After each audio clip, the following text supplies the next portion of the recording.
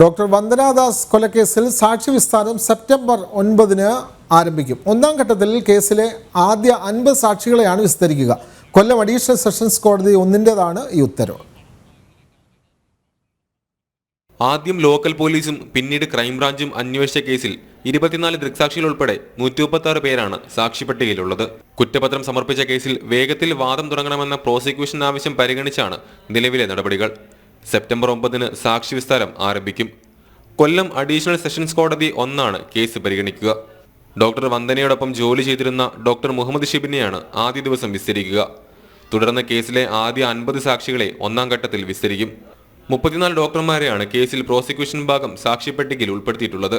പ്രോസിക്യൂഷന് വേണ്ടി special prosecutor advocate Pratap G പടിക്കലാണ് ഹാജരാകുന്നത്. കേരളത്തിൽ നടന്ന കൊലപാതക കേസുകളിൽ ഏറ്റവും അധികം ഡോക്ടർമാർ പ്രോസിക്യൂഷൻ സാക്ഷികളാകുന്നു എന്ന പ്രത്യേകതയും ഈ കേസിനുണ്ട്. 2023 മെയ് 10 കൊട്ടാരക്കര താലൂക്ക് ആശുപത്രിയിൽ വെച്ച് ഡോക്ടർ വന്ദനാദാസ് കൊല്ലപ്പെടുന്നത്.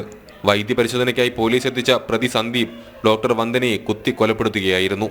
ജനം, കൊല്ലം.